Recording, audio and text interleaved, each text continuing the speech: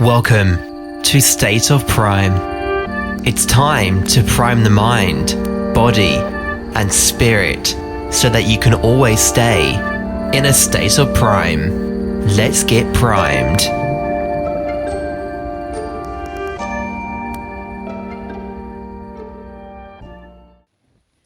Welcome back to State of Prime, my fellow primers.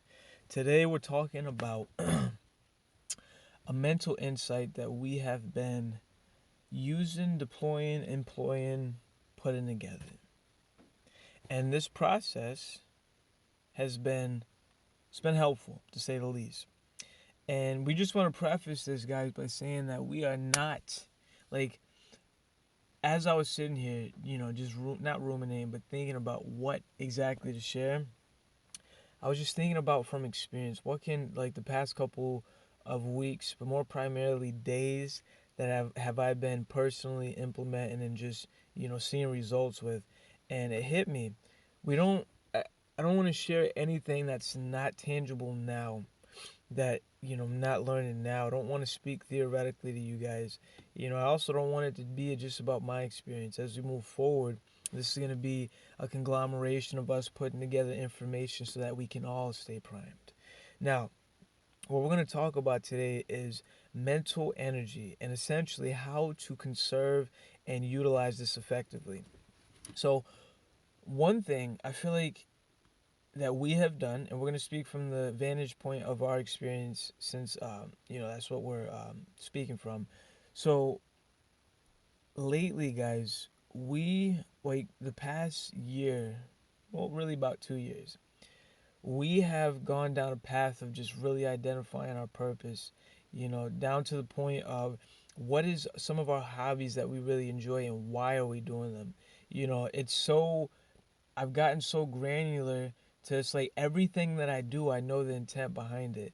Like, here's an example. Chess, right? I really enjoy playing chess. You know, am I going to become a grandmaster? Who knows? I'm not going to say probably not, I mean, because I am dedicated to it. But the reason why I bring it up is because I'm not doing it to, get, do something on the outside. Instead, it's to sharpen me on the inside, build those internal qualities of patience, um, tactical prowess, strategy, patience, all that good stuff, guys, all that good stuff. It's to hone the internal skill sets that I would like. So I bring that up. It's many other things that I like to do and I've implemented, but I've broken it down to that point and written it out to identify that. So now I'm not using mental energy spreading seeds, uselessly. And now when I do invest in these behaviors, I feel way more integrated. I feel more whole. I feel like it's just compounding on itself because everything is purposeful and intentful. Now, then it gets even granular from that. Like, do I just play chess randomly? Like, do I just play whenever I want? I've had to identify structures within my day, and routines that I can incorporate. So in order to do that and stay consistent, I have to identify other areas around the day. And so we have structures throughout the day. I guess you could say habits.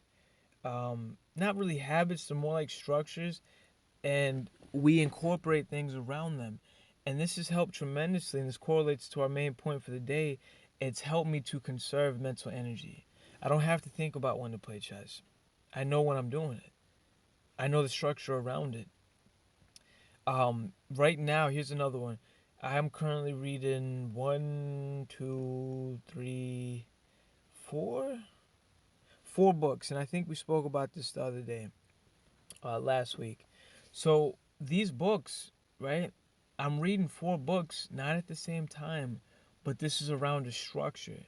So in the morning time, I have a work block situated around the businesses, and one of the books I'm reading is correlated to that information. And so, but I'm only reading about 5 to 10 minutes of that book. We've been doing this for about maybe a month and a half, and we've gotten through two books just from simply incorporating this little regime of 10 minutes to 5 minutes sometimes. Maybe it's a little bit more than 10 minutes. But here's the point, guys. I've gotten granular in my approach to doing things. and broken it down, and it's helped me to conserve mental energy. And that aspect, if we can conserve mental energy, I feel like we can be more present. It's like a computer that has multiple programs running in the background. You know, for you, the multiple programs could be what's for dinner? Okay, I got to remember to pick up this thing, you know, this and that. It's like all these things are running when instead we can we can conclude them. And even that's why I feel like the phone is such a powerful tool, like setting reminders. Instead of using the processing power of your brain, so to speak, use the power of the phone, right? You put that on the phone, calendar, all that stuff. So now you're using less of your resources. You know, and then of course, but see, it's not just putting it on the calendar. For me, I've had to block time to actually look at the calendar. So in the morning, we write down in a notebook. We have a calendar in the living room. We reference it, then we write down the things we need to do today. And at the end of the day, we reference it when we go through our journal. And so the point is, it's a whole process to actually consume that information. Before it was just putting stuff on the calendar and whatnot, things still wasn't getting done. Guess what? Because I wasn't looking at the calendar. And so that time, I probably spend maybe 5 minutes a day going through the calendar, but it's helped me to coordinate and just structure my focus, so to speak, so that I can move more efficiently. And I feel like as we move forward, this is paramount, guys, because we have so much, like in today's day and age, we have so much things vying for our attention, from the apps, you know, just the phone in general is a plethora of information coming at you. You got family, friends, or responsibilities, all that stuff. So the more we can mitigate this pull on our, you know, mental resources, the more we have to be present, and the less, you know, stress that can build. Personally, I've been incorporating this. It helps so much, guys. And of course, I'm not done. You know, there's a great podcast by um, Matt. No, what's his name? Ferd, not Ferd. What is it? Uh, Rob Dyrdek. Yes. I forgot the name of his podcast, but he has a podcast, and this concept, you know, what I'm sharing here is correlated to some of the information that he talks about, and it's kind of synchronistic. How, you know, I listen to him and some of the concepts that he's sharing, I'm actually, you know, I've been practicing and learning with. But he just talks about, you know, time management, which is a huge, you know, foundational element to his practice.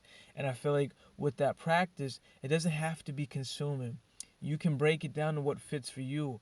But when we break that down, we actually have more energy. We can be more present. And so, to conclude today's episode, to help us stay mentally primed, where is your mental energy going? Do you know the focus for your day?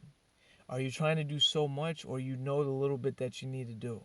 Not even a little bit, maybe it's a lot, but whatever it is, do you know what you're doing? Because if you know what you're doing beforehand, guess what? You know what to say no to. Your yes power has no power unless you have no power. You can't say yes to everything, guys. You can't. I'm learning that too. I literally went through this the other day. You know, I literally went through this. You can't say yes to everything, because if you're saying yes to everything, you're not getting anything done. You have to be able to say no and channel that energy into what it is that you need to be doing. But it all starts back at knowing your purpose, identifying your mission statements, identifying your intention, and what you'd like to move towards within this realm of existence. You have to know that. And then from there, see, that's the strategy. It's like chess. You got an overarching strategy, right?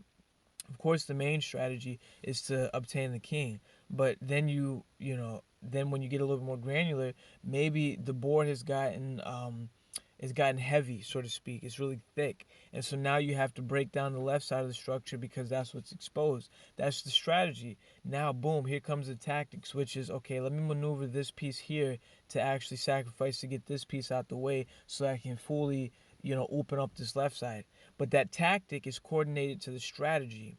But see, you got to start with the strategy first. And so the strategy for from what we're talking about is knowing your purpose, your intent, and what you'd like to do. Those are the strategies. Then you get granular. What's the tactics to actually employ those strategies? So let's say you want to move towards being more fit. Okay, that's a strategy. You want to be healthy. Okay, what's the tactics? Okay, boom. having this in place, always making my lunch beforehand so that I'm not having to think about what to eat throughout the day. I got it on me.